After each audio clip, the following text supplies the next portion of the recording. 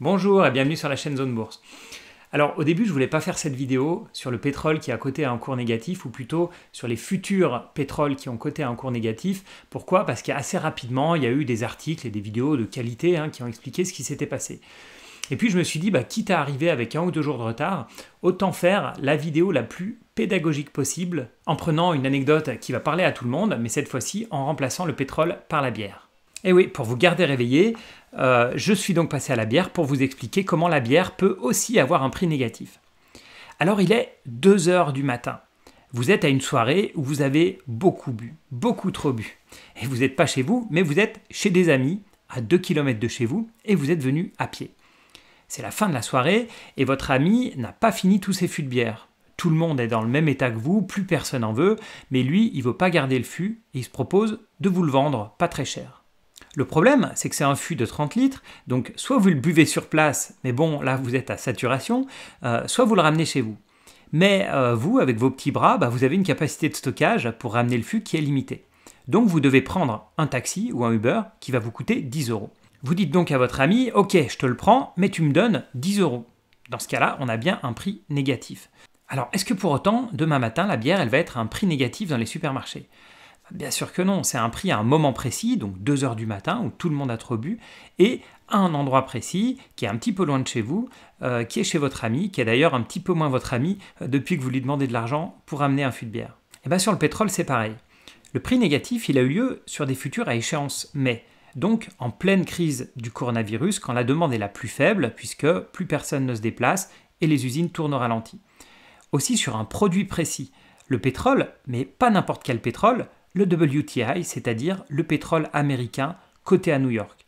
Le Brent de la mer du Nord, lui, n'a pas du tout eu ce problème, et c'est à un moment où le stockage du pétrole est complètement saturé. Même les oléoducs, même les supertankers servent de stockage. Et d'ailleurs, les prix de location, ils s'envolent. Pour un tanker qui est capable de transporter 2 millions de barils, le prix de location est passé de 30 000 $ par jour début mars à près de 150 000 $, et ça uniquement pour utiliser sa capacité de stockage. Alors le pétrole a 2 marchés principaux.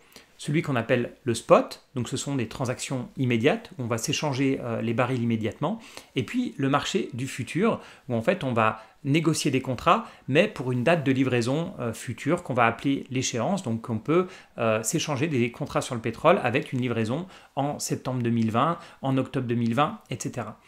Mais pour des raisons de liquidité du produit, ce que font les traders, c'est qu'ils vont tous traiter sur l'échéance la plus courte, comme ça, que vous vouliez acheter ou vendre sur septembre ou octobre ou novembre, tout le monde se retrouve sur le même marché qui est celui de l'échéance la plus courte. Et ce que vous faites si vous voulez garder votre position, c'est qu'en fait vous allez revendre l'échéance la plus courte pour acheter celle d'après. Donc vous allez revendre mai pour racheter juin, puis ensuite quand on va arriver vers la fin juin, vous allez revendre le contrat échéance juin pour racheter juillet, etc. Donc tout le monde fait ce système pour relayer sa position.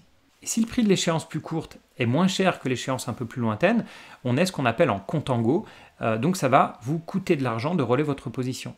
Et si c'est l'inverse, on est en ce qu'on appelle la backwardation, et cette fois-ci, ça va au contraire vous rapporter de l'argent de relayer votre position. Alors, on peut être de temps en temps en contango, de temps en temps en backwardation, et en général, c'est en fonction des décisions de l'OPEP d'ouvrir ou de fermer le robinet du pétrole. Et avec le coronavirus, il y a certains opérateurs qui n'ont pas compris que le marché avait changé et qui ont continué à traiter jusqu'au bout sur l'échéance la plus courte. Et ils ont gardé bien trop longtemps leur future échéance mai, et ils ont dû donc s'en débarrasser à perte. Alors, est-ce que le pétrole pour autant vaut zéro ? Maintenant, bien sûr, c'est comme notre exemple sur la bière, c'est lié à une échéance précise et puis à une zone géographique précise, donc comme je le disais, le pétrole américain, le WTI. Et on voit bien que ce soit le Brent ou l'échéance de juin, eux, ils n'ont jamais vu des prix négatifs, même si bien sûr on est sur des cours qui sont historiquement bas. Alors j'espère que cette vidéo vous a plu. N'oubliez pas bien sûr de liker, de partager ou bien de commenter cette vidéo. Et puis si vous n'êtes pas abonné, c'est le moment de le faire. On vient d'atteindre les 8000 abonnés. Je suis très content. Merci à tous pour votre soutien. Et puis je vous dis à bientôt pour d'autres vidéos.